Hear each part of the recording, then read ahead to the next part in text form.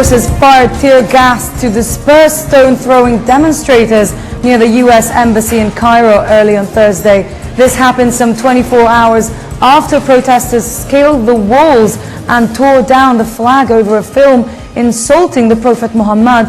State news agency MENA said some of those present had been injured but gave no further details. Live television showed hundreds of demonstrators gathered at the embassy. Reuters witnesses saw protesters carrying petrol bombs and saw smoke billowing from one of the streets leading to the embassy. And meanwhile, hundreds of Yemeni demonstrators stormed the U.S. Embassy in Sanaa. The demonstrators protested against the film they considered blasphemous to Islam.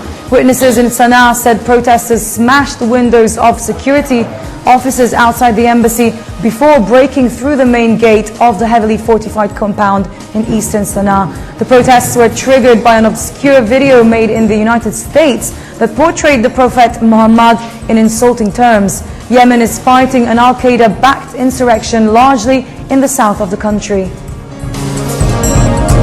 In a related development, flags at U.S. embassies in Japan, South Korea and China flew at half-mast on Thursday. This after an assault on the U.S. consulate in Benghazi killed 4 Americans, including the U.S. ambassador to Libya. In Tokyo and Beijing, security was tight, with police out in force around the U.S. embassy. Japan's Chief Cabinet Secretary Osamu Fujimura offered his condolences to the families of those killed in the attack.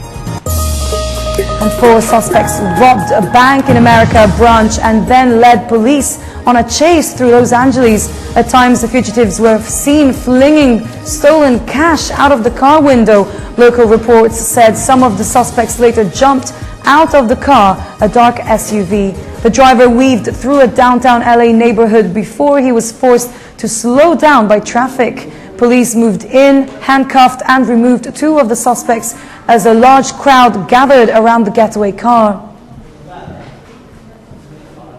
And UN Refugee Special Envoy Angelina Jolie began touring a container city in the southern province of Kilis in Turkey, where some 15,000 Syrians are lodged in.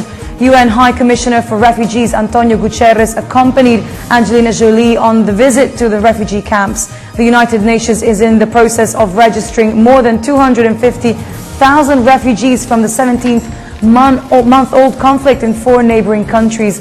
Turkey recently limited the flow of refugees.